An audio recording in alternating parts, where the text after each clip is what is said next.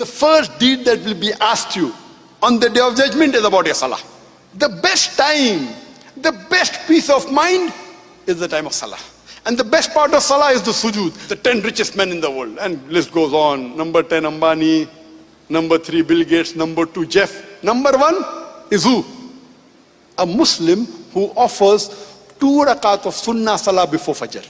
Because the beloved Prophet Muhammad said that if you pray 2 rakat sunnah before Fajr, it is more valuable than the earth and the wealth in it. Assalamu alaikum wa rahmatullahi wa barakatuh. Salah is the second pillar of Islam. After Tawheed, believing in Allah, that there is no one except Allah subhanahu wa ta'ala worthy of worship, and Muhammad sallallahu alaihi wasallam messenger, the second is Salah. Our beloved Prophet Muhammad sallallahu alaihi wasallam said, the first deed that will be asked you on the day of judgment is about your Salah. And according to Imam al-Bahabi, not praying falls as the 4th major sin in Islam. Number 1 is shirk. 2nd is murder. 3rd is black magic. 4th is foregoing Salah. It is the 4th major sin in Islam.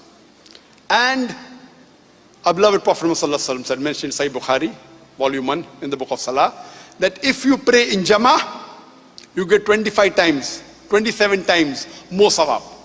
So praying in Jama'ah is 25 to 27 times better congregation. And there are several hadith of our beloved Prophet Muhammad.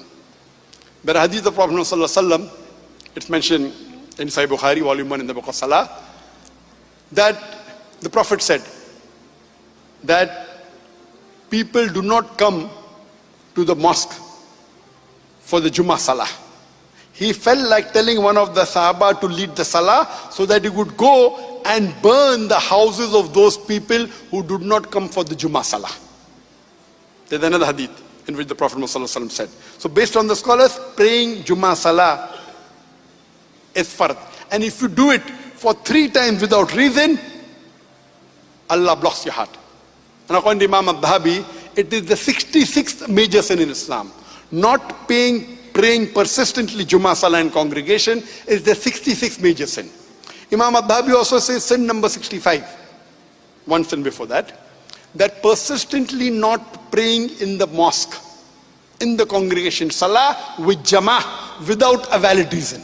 There's another hadith of Sahih Bukhari, volume 1, book of Salah. The Prophet said, the hypocrites did not come for the Fajr Salah or the Isha Salah. And if they knew the reward, they would come crawling. I felt like telling one of the Sahabas to lead the Salah so that I can go out and burn the homes of the men with them in it who did not come for the congregation Salah. So praying in Jama'ah, the 5 times Salah, according to very few scholars it is mustahab sunnah. Majority scholars says it is fard. Imam al-Dhahabi says in his book, in Kabair, it is the 65th major sin that if you do not pray 5 times Salah in the congregation in the mosque. So most of the scholars agree that you have to pray unless you have a valid reason, that if maybe you are traveling or if you are sick. Or normally at the time of the Sahabas, if a person did not come to the mosque to pray, he was either sick or he was a munafiq. That's what the Sahabas did. So praying compulsory in the Salah in congregation is a must. What are the various benefits? I can give a talk for 1 hour only on scientific benefits. Time doesn't permit me, but you can see my video cassette. You come closer to the Muslim Ummah, you get guidance from the Imam, your khushu increases. The best time, the best peace of mind is the time of Salah. And the best part of Salah is the sujood. Allah mentioned sajda and sujood in the Quran 92 times. But if you know what khushu is, you will understand it. You can only enjoy the fruit if you have a taste of it. So if you know what benefit of Salah, one minor benefit I'll tell you. You know, people say, you know, the 10 richest men in the world, and list goes on. Mukesh Ambani number 10, and Warren Buffett, and number 1 goes to Bill Gates. Now it is Jeff something. He's overtaken Bill Gates recently. Jeff someone, who's the owner of Amazon. He's overtaken Bill Gates. Number 1. And there was another post that says, number 10 Ambani, number 3 Bill Gates, number 2 Jeff. Number 1 is who? A Muslim who offers 2 rakat of Sunnah Salah before Fajr. Because the beloved Prophet Muhammad said that if you pray 2 rakat Sunnah before Fajr, it is more valuable than the earth and the wealth in it. So if you have a Muslim, you understand that, you will know the reward of that. It is a Sunnah Salah. Sunnah Muqida. So imagine what would be the reward for the Fajr Salah. But how many Muslims realize that? Many do, but not all. If you know that, once a businessman approached me, he's a billionaire, but Zakir, I pray 4 times Salah, but I cannot get up for Fajr. So I told him that what if you have a meeting tomorrow, early in the morning, at 5:30, where if the deal clicks, you'll get $1 billion. He said, I will not sleep the full night. So I told him, the Sunnah Salah of the Fajr is more valuable than the world and the wealth in it.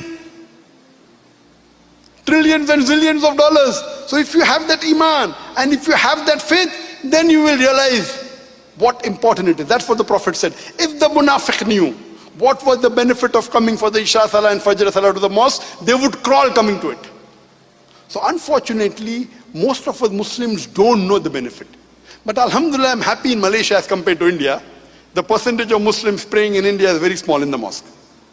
I would say less than 5%. But here, Alhamdulillah, I'm happy that the percentage of Muslims praying in the mosque is multiple times more than India and Pakistan. But as a Muslim, the benefit you get, the sukoon, the serenity, the peace, it is much more than the wealth. So if you know what peace is, you will value it. If you don't know, you won't value it. So if a Muslim reads the Quran and the Hadith and understands what benefit it is, then you will care less for the material things. And you will come closer to the deen. May peace, mercy and blessings of Allah subhanahu wa ta'ala, of Almighty God, be on all of you.